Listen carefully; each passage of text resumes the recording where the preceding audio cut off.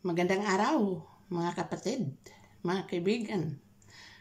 Ito guys, magluluto ako ng gulay. Pinaka-importante sa ating buhay.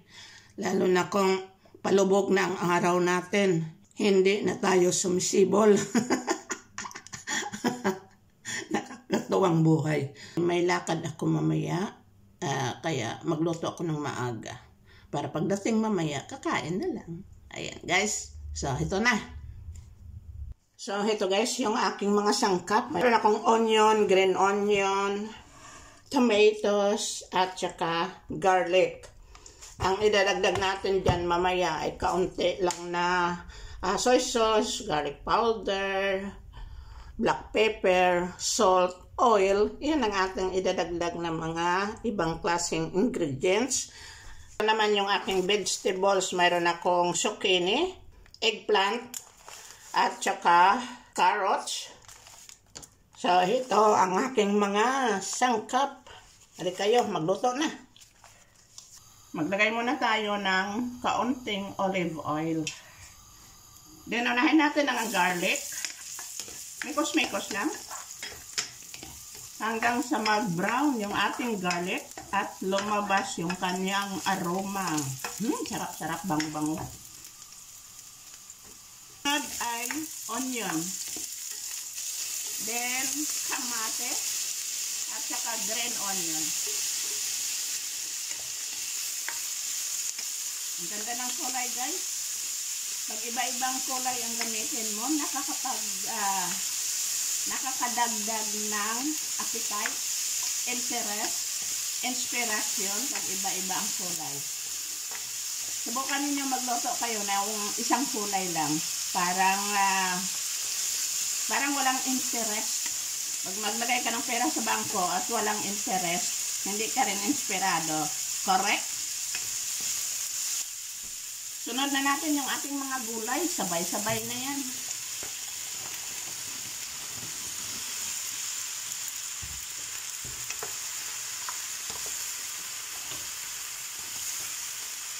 Lagyan natin ng asin. Pepper. Dagdagan ko ng garlic powder para lalong masarap. At kaunting provincial herbs. Ayan.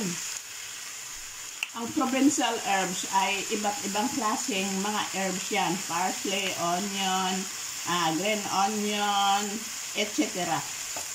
Ngayon, imikos-mikos na natin ang ating vegetables. Ayan. Lagyan natin ng kaunting tubig. Mainit ito.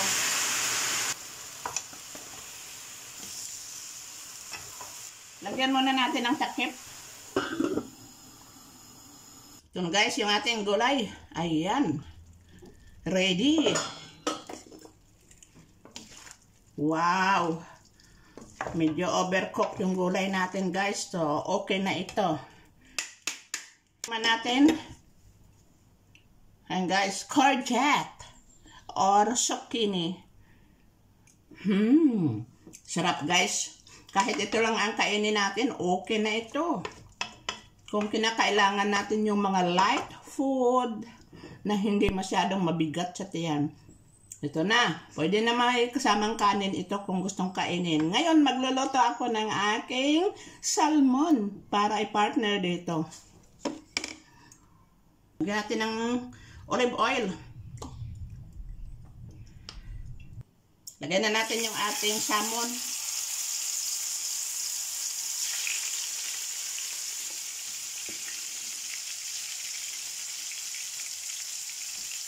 Itong salmon natin ay minaririnet ko yan ng salt and pepper, kaunting olive oil, at saka chopped parsley.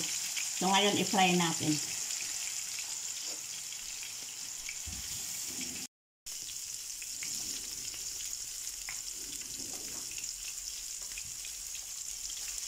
Baliktad natin guys yung ating salmon.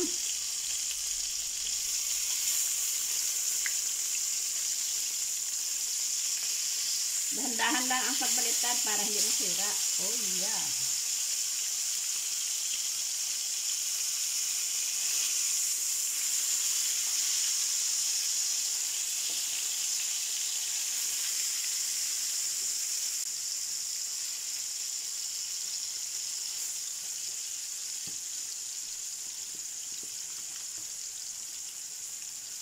Guys, yung kanyang minarinate na mantika, idagdag natin.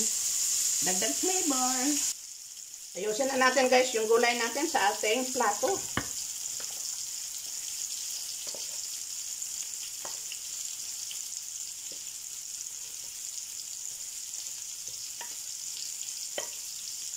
Umuusok-usok pa yung gulay natin. Talagang fresh na fresh.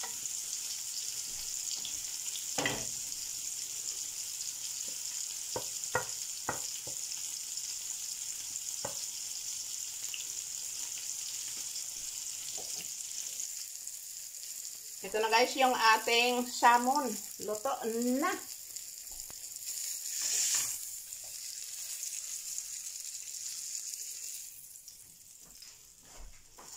Ayun. At ilagay na natin yung kaunting natirang mantika sa ating salmon. Ayan. Para bagong ligo, makintab. Ayun. So, ito na guys. Diba? Napakasarap. Simpleng loto. Simpleng pagkain. Ayun. Okay. Kain tayo.